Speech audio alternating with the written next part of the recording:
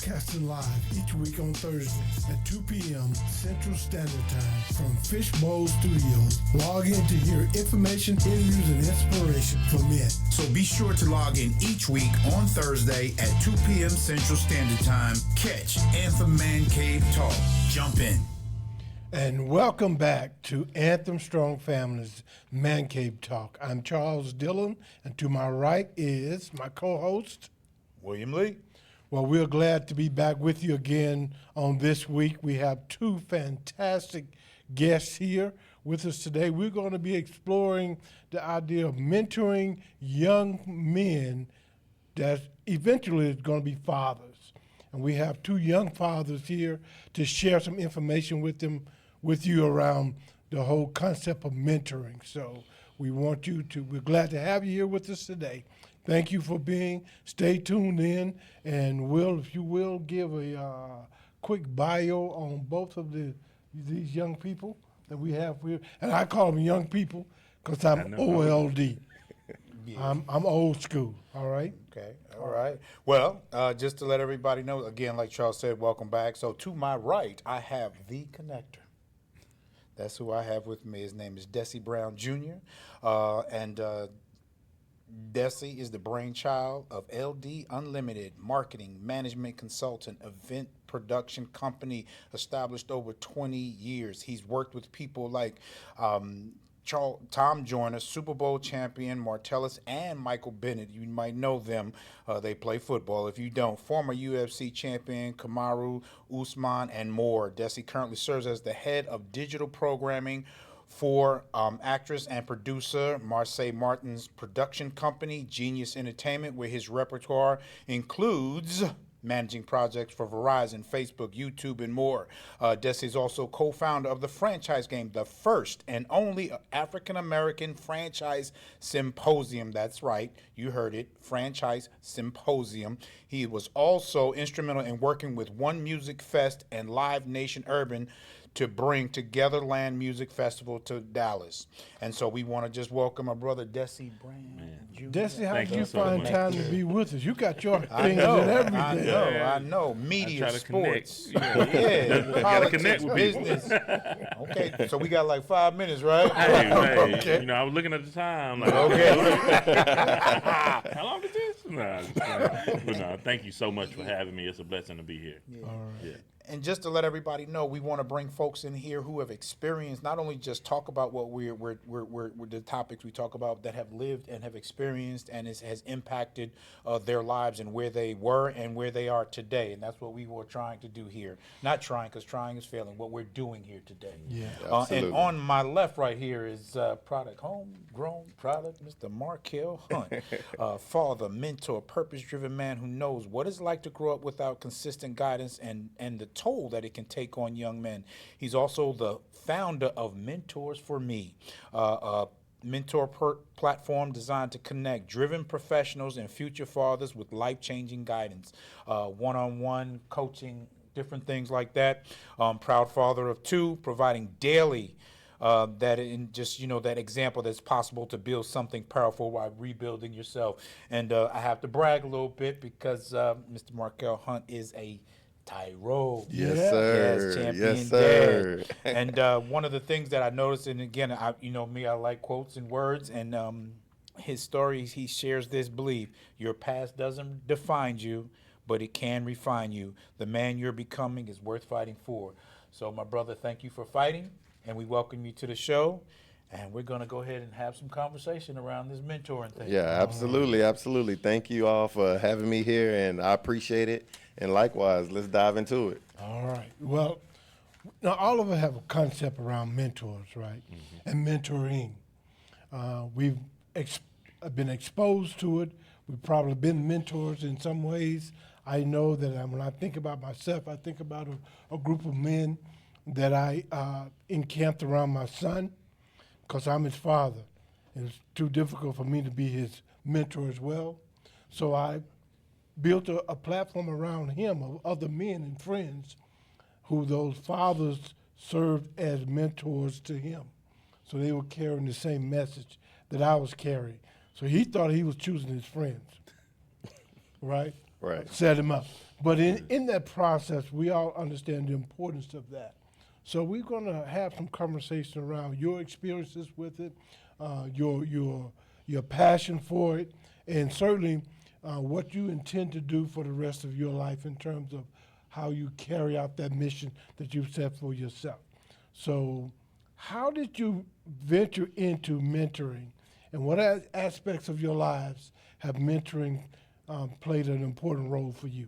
Let's start there. So being a mentor is always extremely important. I always tell people that giving back is part of my DNA. I'm a junior. My dad, he passed about 5 years ago, but he always volunteered at the Salvation Army. He was on the board for the United Way. I'm from Greenville. One of my grandmothers that passed a few years ago, she used to run a Salvation Army. My mom used to run a Boys and Girls Club in Commerce, and my dad was also a pastor. And so just giving back and being community focused was always in my DNA. And so one of the things that I'm really big on right now is talking back to young people. And, you know, there's a saying that I always say that you have to push the elevator back down. Like, you don't want to just come up and then that kind of be it, and you're only looking out for yourself. It's important to push that elevator back down and pass on opportunities the same way that, you know, you've been blessed to get opportunities as well. Okay. Yeah. What about you, Markkell? That was impressive. Mine's on the other end of the spectrum. So for me personally, when I grew up, I didn't have any guidance. I didn't see a mentor. I didn't have a mentor. I didn't have any idea what a mentor was. So I was completely clueless. Like, when I was stumbling through life, honestly. Made mistake after mistake, decision after decision, and I had to do it trial and error. About 25, that's when I ran into my first mentor. I'm going to name drop Steve Carter because I love him to death, man. He's doing great things out here. And I went to a seminar, and I was just sitting in the crowd, and I idolized this man. I'm like, what is going on with me? The way he speak, the way he carried himself. And then after that, I'm a risk taker. So after the seminar was over, I said, hey, let me get your number. Let's connect. I need it. I don't know where it's coming from, but I need it. And once that happened, we kind of touched bases and stayed in contact. Honestly, for me, mentorship is the shortcut to growth. Across any skill, across any occupation, across just life in general. Mentorship is the way to growth. People ask me all the time, what's the shortcut to success? I say, get a mentor. You know, that's the easiest thing, because what I found personally is mentors, like even the fatherhood topic, mentors don't teach you how to be a father. They teach you how to be a man first. And things like that are just important, because I was just out here going based on my ideal of what I thought to be a man, based on not seeing it and not living it. So, I stumbled across Steve, and we started talking, and I was like, man, this is cool. Let me get another one. Let me get another one. And shortly, I had, 4 or 5 mentors. But then the cool thing about it is, I realized you can get mentors from books, podcasts. You don't have to necessarily know the mentor to look at them as a mentor. Access to the information. So once I started to pick up on that, that's when I started reading, and that's when I started just understanding that my mind is limitless, and I can apply whatever I need to apply. So mentorship is my purpose, helping people move forward, and it's not even more so just putting them in a better situation. It's just creating opportunities. I want to give people opportunities I didn't have. So even right now, everything I do is just the opportunity to create more opportunities. I heard a statement years ago said it's hard to be what you don't see. Yes. That takes a lot of work, takes a lot of commitment. And part of mentoring is around access and opportunity. That's what you're trying to create for individuals. And that is a world changer in and of itself, right? So you mentioned one of the men that was important for you. Dessie, Yeah. who's a mentor that really So- influenced you? Yeah, so one of my biggest influences, and we're still really close to this day, Neil Foote. He and I used to work together for Tom Joyner, and so he's actually over at UNT at Frisco now, but at the time he worked in PR, publicist, everything like that. So this is probably maybe '07 or something like that. So he was working for Tom, but he was getting ready to stop working for Tom, so he was going to leave and start his own company. But Tom was still going to be a client of his.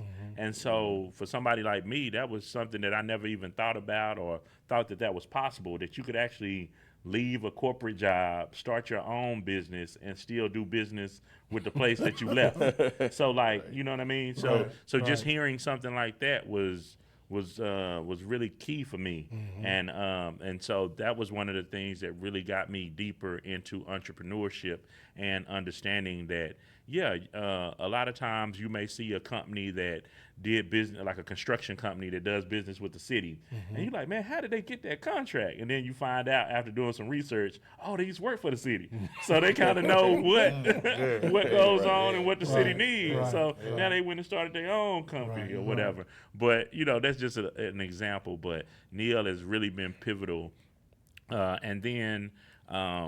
He's a little younger, but I interned for a guy by the name of Delano Washington when I was at the University of North Texas, and he worked for Sony BMG, so a record label, and so he was also one of the key people in my career when I was a little bit younger, because he gave me the opportunity to work with artists.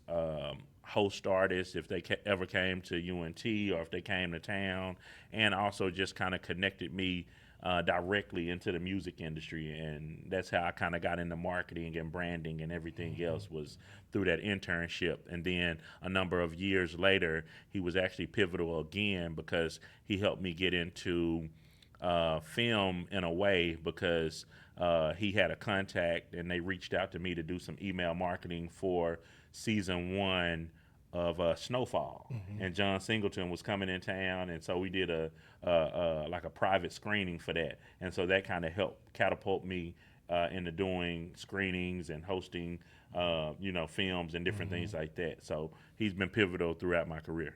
Those two words again: access to information leads to opportunity. Yeah. That's major. Yeah. That's major. And that's what mentoring for young boys do. It helps build a pathway to a different thought process. Yeah.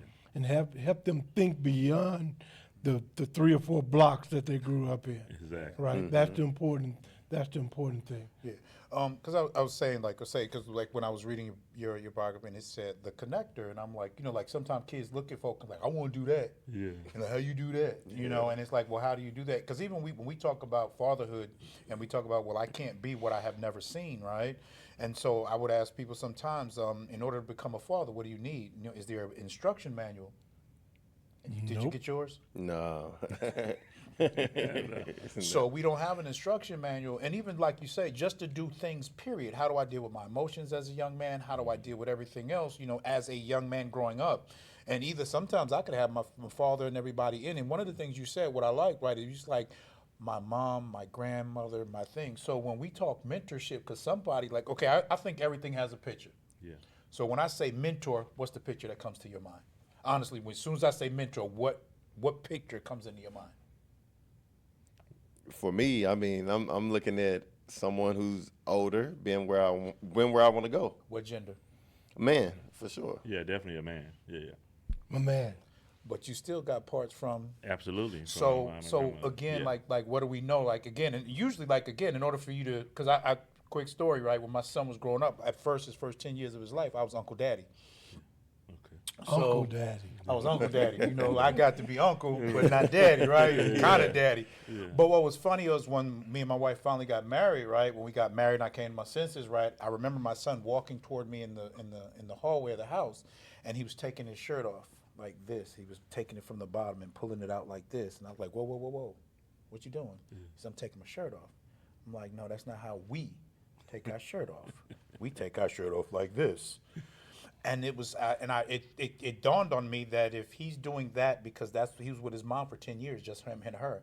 So what else was he learning, and how else was she coloring how he did everything else? And not that that's a bad thing, because it's necessary. Yeah. But when we say mentorship, is it solely information, but it is better coming from a man? So when you think about it, do you want to have that guide to make sure that he can tell me those little nuances, because you learn from grandma and mom. So is mentorship access, availability, information? How else can I define or even see or recognize what mentorship parts of it is? Is it just one big thing from a dude?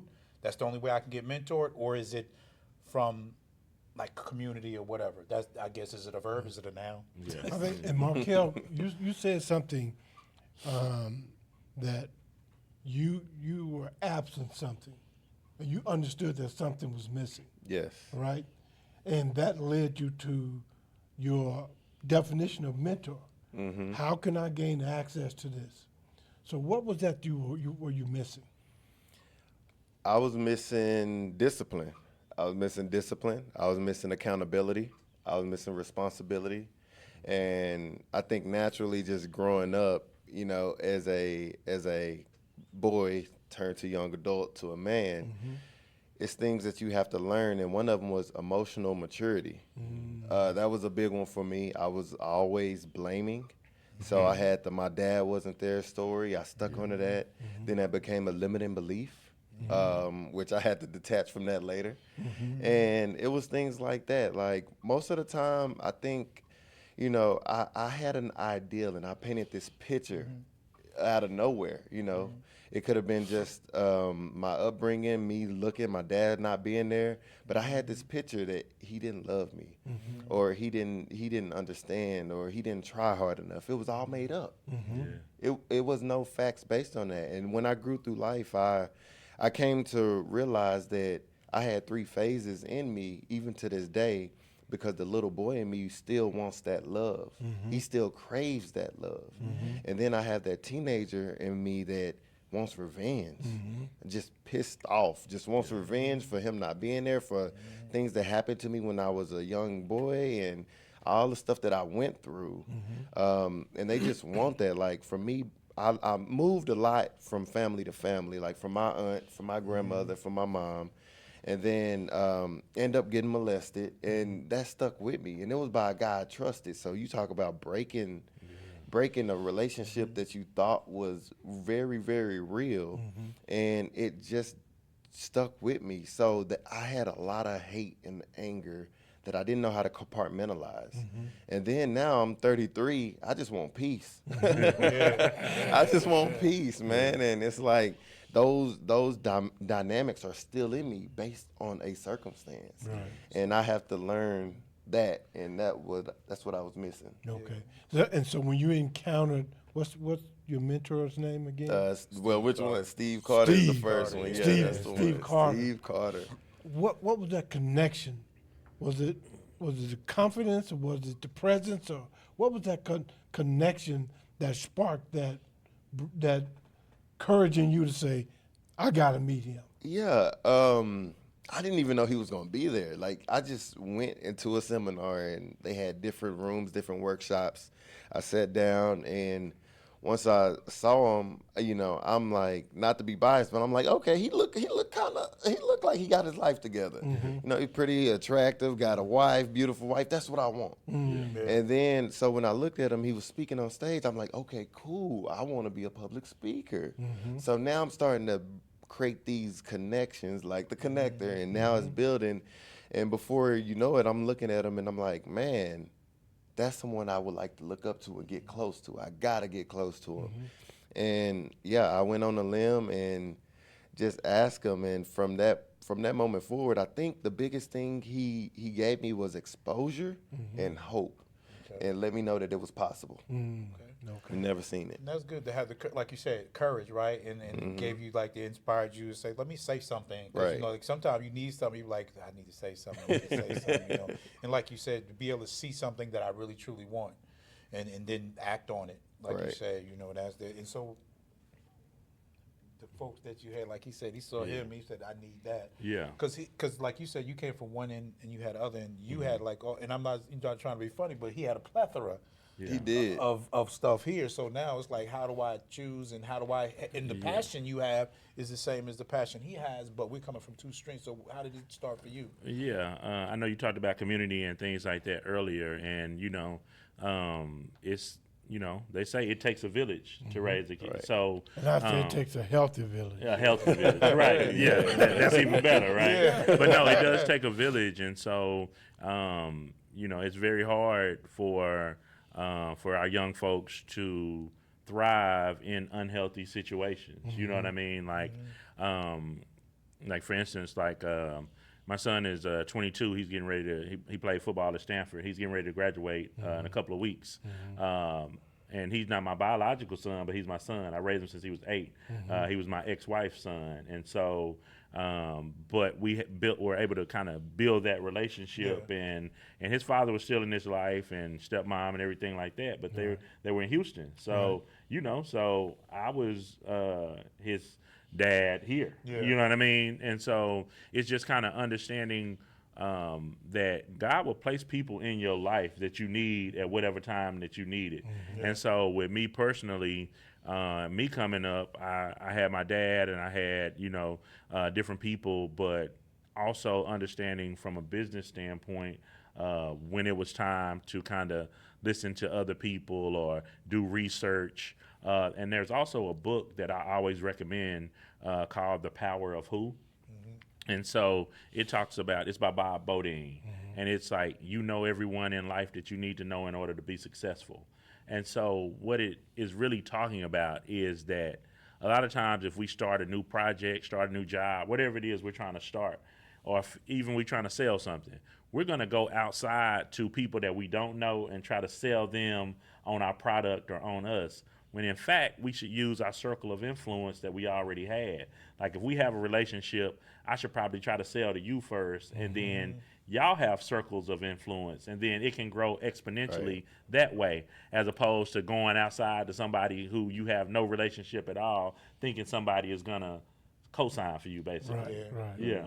So I try to always think of it in a community, and so my connections and me being a connector is all about that community and leaning on those contacts. Okay. So you recognize, from the part, like both of you, like recognizing, again, what people need. Sometimes it's from, I don't have, I know what I need, and from the part that I do have and you need. Yeah. And so recognizing those things so I can give it or I can go get it, Right. so that I can go get it. Yeah. That's And even understanding that piece too, because a lot of times, old school was kind of like get a job, keep a job for 30, 40 years, and it is what it is. Whereas my demo and younger, it's kind of like, no, you move around a little bit. And so even though my parents didn't come from that, my dad retired from Raytheon or L3.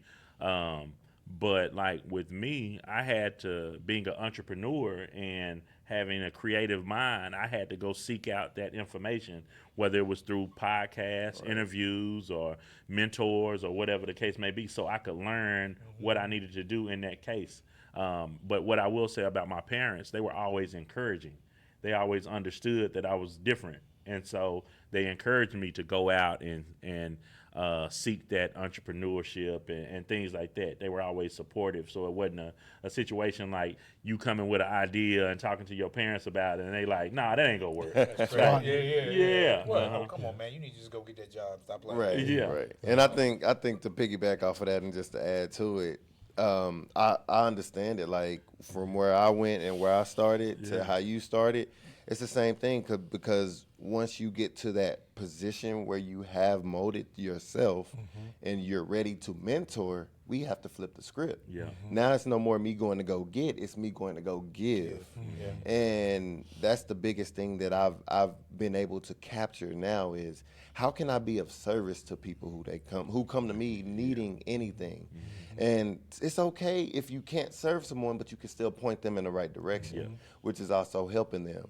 So I mean, just the entire topic of mentorship is so vital and so imperative because everything we do is a learned behavior for the most part. So if you have someone who can help you, and I tell people all the time, it's so much easier for people to pull you down than it is for you to lift someone up. But my thing is, I remember this moment specifically. So my son was about 6, and I've always told him, like, I love him and I'm proud of him. So he's in first grade, he's doing good, getting all A's, right? And in this moment, I look at him, I say, you know what? I love you and I'm proud of you. And his whole energy changed, like his eyes like got watery. And he was like, Dad. And I was like, what? I love you and I'm proud of you. He was like, I know, but I don't know what's going on. Where'd that come He was from? like, where did that come from? And I was like, no, I'm acknowledging the hard work that you put in and the things you do. And I had to realize that in that moment, that was my legacy. It's not about what I do for him, it's how I make him feel about himself. And those are the moments I live for. Like, I'm always trying to impact and inspire other people because life is all about moving forward, but ironically, it's about what you leave behind. And I want everything I do and put my hands on not to be perfect, but to be present, to be understanding, be attentive, and I did my best. So You know, you touch base on some really important points, and you're giving what you didn't receive, and that's that manifestation that existed in you to go out and find out how to do this. How can I do this? Because I know in my present situation, I'm not whole. right. I want to be able to be holistically present Right. for my son. How can I do that? Same thing with you, right? Even though the difference, your desire to be whole was different from what your parents had done, but you had parents that said, "Go find out who you are. Yeah. We're here to support you in that process." Yeah, and you talking about legacy, and that's one of the things that I live by that's very important to me. Like I have my name is Dessie, but it's I'm a junior, and so it's all about keeping the legacy of my dad's name alive also. And also understanding, like with my daughter's 9, so she's old enough to travel with me now. I've been divorced maybe 4-5 years, whatever, however long that's been, but now she's old enough to travel with me. And so part of that legacy is like, I've lost a lot of people over the last 5 years, aunt, 2 uncles, my dad, my brother. And so, but one thing that I noticed, like at my dad's funeral, nobody talked about what he gave them. They only talked about how he made them feel and how he embraced them with a hug and smiled at them and things like that. So those things, I'm like, okay, that's part of his legacy.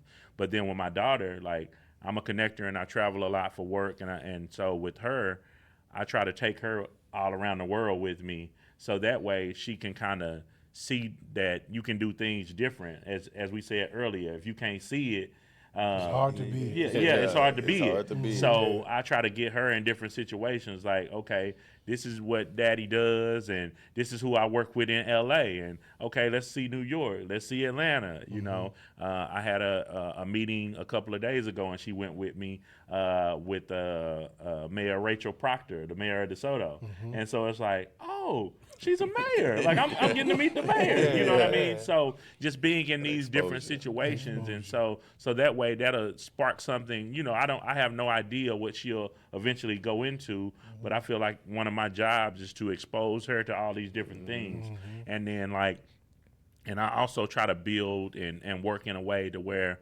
a lot of times, say if it's a family like the Bushes or Rockefeller, whatever it is, it's like, somebody might get into college with, their grades might not even be all of that, but it might be like, oh, well, my uncle knew the dean. So my thing is like, That's I a want legacy enrollment. Legacy so I comes, want somebody down the line, maybe my daughter, granddaughter or something. I wanted to say, I got in because my daddy or my granddaddy was Dessie, and he knew something. You know what I mean? Like I wanted Your to. grandfather does it? Oh, hold on. Yeah, we might got a spot. We got a spot for you. Matter of fact, we had Dessie's spot. We just waiting for it. Come in. Here you go. There you go. So we're going to pause for a minute and take a break, because now we're going to really move into the idea of both of you and your impact on future fathers, the young people that you're engaging with, how you're sharing your weaknesses and your strength to encourage people. One of the mantras that I live by is, though my weaknesses are exposed, I'm still strong.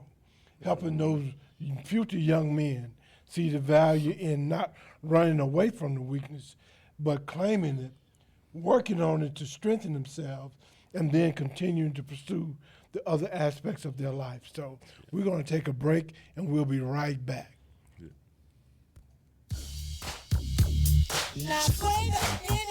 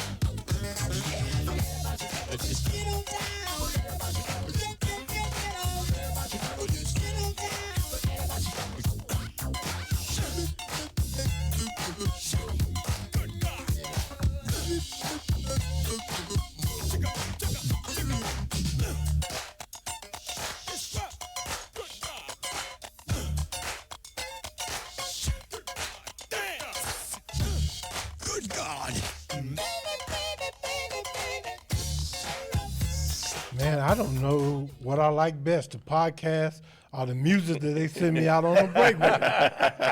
Man, can we take another break here in a minute? There you go. All right. There you go. But anyway, we're back. And, we had an interesting conversation during the break.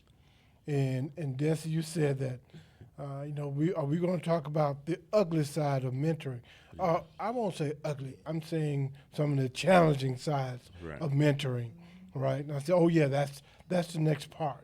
Yeah. Because when we're talking about working with young people, that's a dynamic that you've got to be totally committed to. And there's going to be some tests to go along with that. I like words. I always like words. And sometimes we assign things that shouldn't be assigned, or we use words that color it different, right? So to be a mentor, right, there's the cost of doing business. It's like if I'm an athlete, I got to sweat, So I guess instead of saying the ugly side of it or the thing, what's the cost of being a mentor? Because there is a price. Just like if you go to buy a car, if you go to Mercedes, you can't go in with Toyota money. There's a cost that has been established. So as a mentor, you guys talking about mentorship, if you were explaining to someone, what is the cost? This is how much it costs, and this is the price of being a mentor. In order for you to be able to affect, because again, you're affecting someone's life. Right. Just like y'all have been affected by the people, because like I said, your success has been impacted by these individuals, and it's not the ugly side of it. Because if it's ugly, why is it ugly? And I'm not trying to trip, but I think when we describe things, if you say ugly side of something, I'm getting ready to leave. As opposed to this is what it takes to be able to be a benefit and an impact in someone's life. Because that's valuable. I think that's the value. What does it take to make sure that someone is able to reach the place that they can reach? Because that's what y'all are doing. If y'all may say mentorship, y'all are impacting people's lives like it's unreal, man. You're affecting not only one generation, but generations to come. That's the benefit of it, right? So what does that take in order for you to make that type of impact? I like how you said. Yeah, I definitely like how you said that, and I like how you said you don't really agree with the term ugly, because I'm the same way. I think that it's all about perspective, and sometimes it's necessary. The challenges are necessary to grow, and no matter how hard it is, it's still necessary. So for me, I think the biggest thing when I started my platform, Mentors for Me, the biggest thing, I sat down and I talked to so many mentors, and I was like, hey, what does it cost? What is it for you? I tried MVPs, which is minimal viable products, and did the whole free trial thing. And they was like, you know what? It's just a mentee. I just need I have to invest my time. And time is something that mentors understand they can't get back, so they want to invest it in someone with the right attitude, the right mindset, and that's willing to listen. Now, the crazy thing about it is I had to dissect that, because I was like, okay, what's the difference between mentoring and coaching? Because they're different. And when it came down to that, like if you're coaching somebody, you're really just speaking life into them, and you giving them that reassurance and empowering them that they can get the job done. Mentorship, you're really doing more listening, and you're just giving your stories and what you would do in this situation, or how you view the perspective, and you kind of guide them through it more so than just saying, hey, it's empower moment. No, let me tell you how I was at my lowest, and this is how I came out of it. It may not work for you, but this is what it is. So for me, I think just talking to over 100 of mentors, man, they always say time. They want time, and they have to understand and know and truly believe that the mentee is ready and they're worth that time and that investment. Yeah, and definitely the time. And then I also feel like being a mentor, you have to have patience, because it's very important to meet young people where they are. I also speak at a lot of career days, so I go to a lot of schools over, and things like that. And so it's like, at career day, they want you to tell people about yourself and, talk 30 minutes or talk 20 minutes, whatever the case may be. But typically I like to utilize more of the time with talking to them and finding out what it is that they want to do.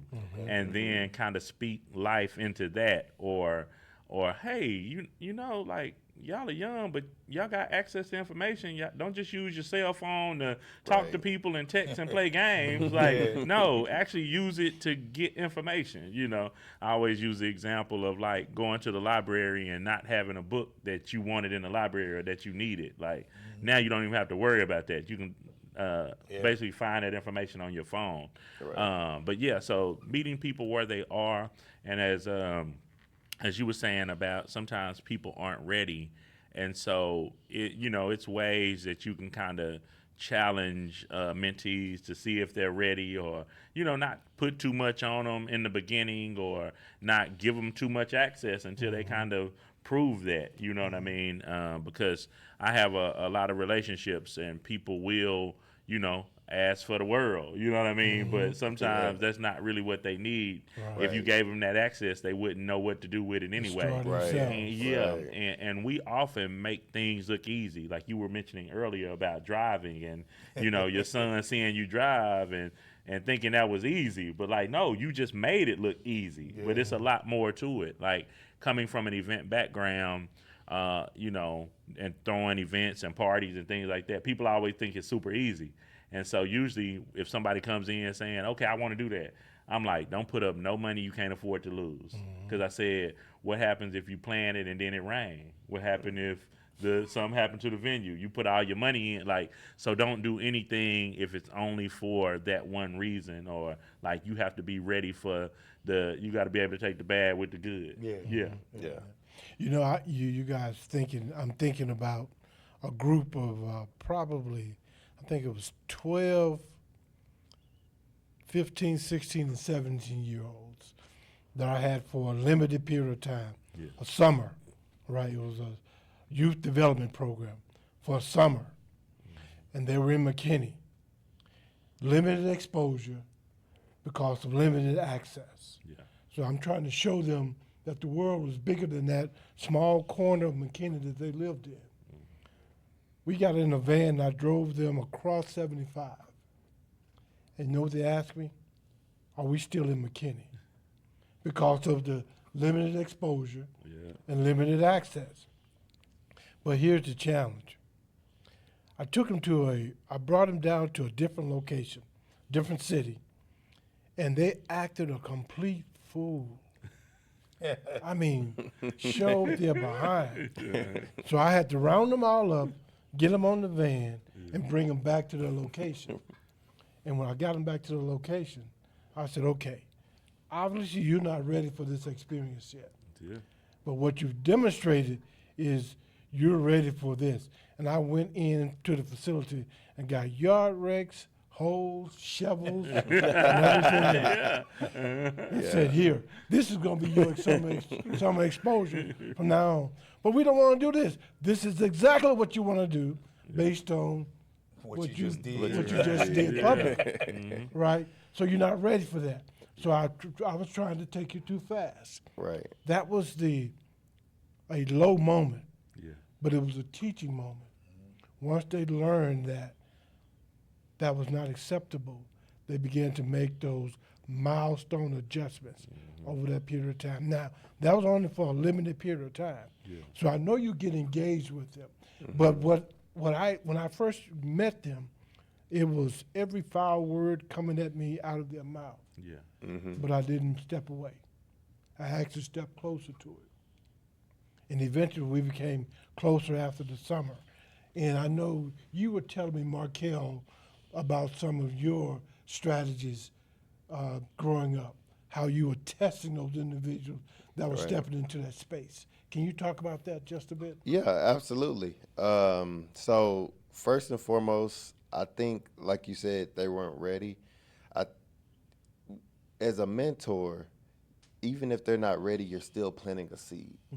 I think I was on the other side of that as well. Well, I know I was on the other side of that, where I got the advice, I got the resource, I got the book, and it wasn't ready for me to accept it. I wasn't ready to accept it.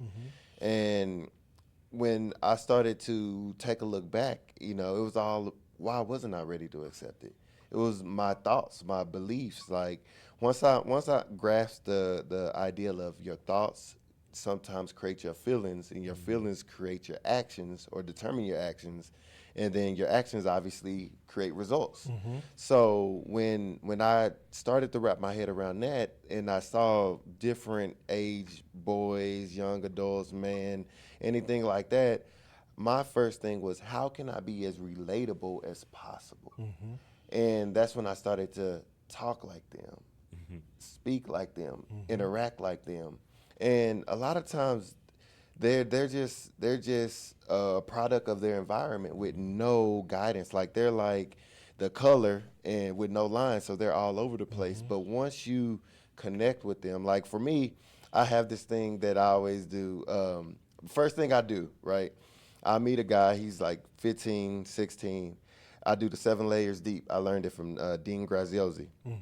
And it's like 7 layers deep of why. So he'd say, hey, I asked him a question, what do you want to be when you grow up? And he'd say, oh, I want to be an athlete. Why? You know, I asked him why. And he said, I want to make a lot of money. Okay, why? You know, and I just come back, why? He's like, because my mom never had money. Okay, so why is that important to you? And he's like, because I want to be in control. If you notice, the deeper you get, you will get to an emotional response. Once you get to an emotional response with these young boys, young men, then you connect with them because they never had that. But that's only half of it, because now you got to pick up that emotion and secure them and let them know what they're feeling is okay.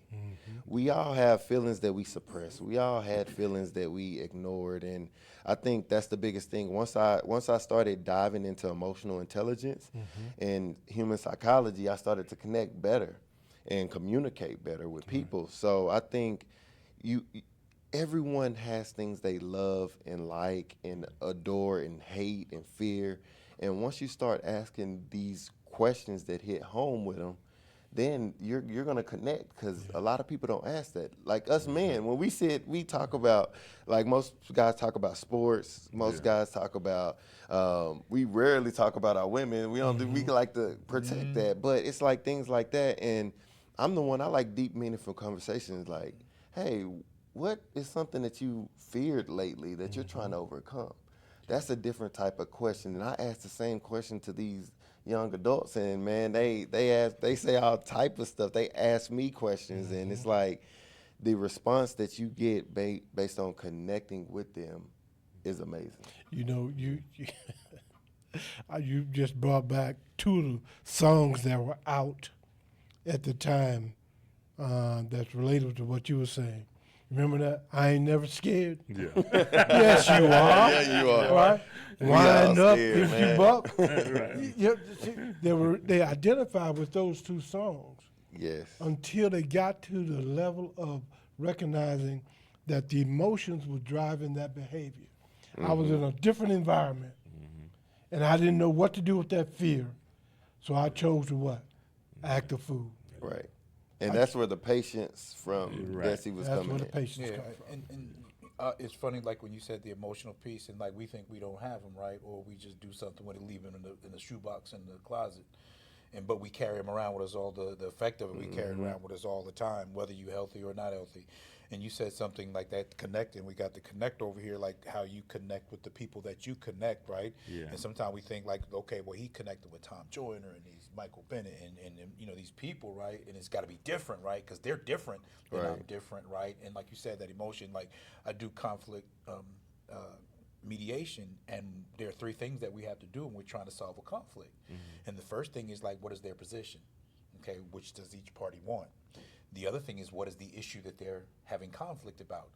But what they always say is that you can't solve the issue and change their position until you find the interest, which is the thing behind the issue. Right. And until you find that out, you're still, you know, just messed up. But I like how you were talking, and even like you said, is mentorship with young folks. So you can mentor someone in business, you can mentor them somewhere else, but being able to mentor somebody, where do you think the most impact happens to actually open up the door for people? Where does that part of mentorship, because like I said, you got the profession, I teach you how to be a connector, I teach you how to be whatever it is I need to teach you how to be, I'm gonna teach you this. But where you talk about the emotion, right, where do you think mentorship makes the most impact to move them forward? And well, I'll even rephrase it, where do you think mentorship helped you the most? Was it about the professional piece of it, or was it about my interest in how I felt and healing me, or seeing how empowered me, like you said, your parents encouraged me? Yeah. Because sometimes we may think it's the technical piece of it, right? You taught me how to do the camera.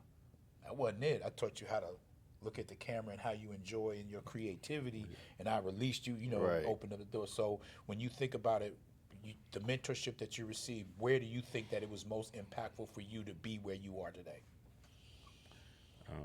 Yeah, the exposure I think was the most important to me, because like Dessie, can I say this? yeah. Was it the confidence to step into a new area to gain exposure? I think a little bit of it all because it kind of takes me back. I was always smart growing up. When I was in kindergarten, well, you know what I'm saying. You know what I'm saying? It's still there. But my kindergarten teacher told my parents, like, he's really intelligent. Get him a computer early, and so that was very pivotal. That my parents got me a computer early, and then when I got in third grade, I started going into gifted and talented classes. But I would ride a bus once a week over to another school where they had all the gifted and talented students take a class, and we'd be there all day. And so from early on, like I always, I played football, but I also was kind of a nerd or whatever. But it was like that balance. Yeah. So I had my friends in the neighborhood that we play football with and all of that. But I was also exposed to, to all this intelligence and different things like that. So I would never walk into a room and feel less than. A lot of times when you see people walk in a room, they kind of walk to the side and they're shy or don't want to say anything. Yeah. I always say, nah, you walk to the middle of the room. You know what I mean? Not being boastful or not trying to be loud, but like feel comfortable walking in the middle of the room. Don't feel like it's a room that you're not supposed to be in or something like that. Yeah. So that having that exposure very early was pivotal for me. Okay. You know what? I saw that when I first met Markkell at an event. It was at the rec center. Yeah, the rec center. Right? I saw that when he walked to the center of the room, right? He came in with a sense of presence, and I said, "That's a wise young man right there." Yeah. As an old man scanning the room, I'm always scanning the room, right? And like it was with you, Sam. So I wonder who that is. And then when he said he was a TYRO, I said, "Oh man!" Right? But see, he was a TYRO before the label. Yeah, it was TYRO. Yeah. TYRO was just something that reinforced something about who he was at this point. Yeah. And so I appreciate you being here today. We didn't get a chance to touch on almost any of the stuff, but everything that we touched on was vitally important because it is disseminating information to young people around. Doesn't matter where you come from, to determine where you want to be, right, and build your pathway to that. Not just by yourself, but use your resources, every resource that you have available to you. Tell people what your dreams are. Don't be afraid to do that. And don't be afraid to have some people step on it. Right. It's still your dream. It's not theirs, right? And I appreciate you guys being there to help push this message forward. And I am sure that there's going to be another relatable topic that come up.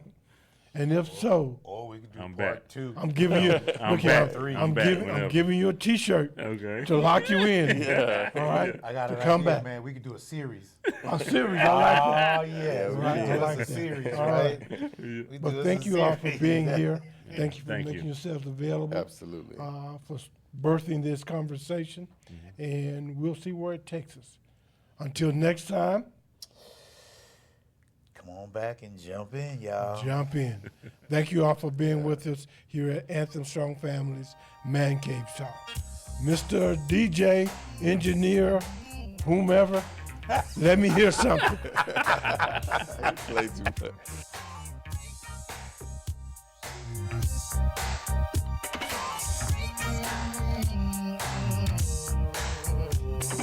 Somebody somewhere told me this about you.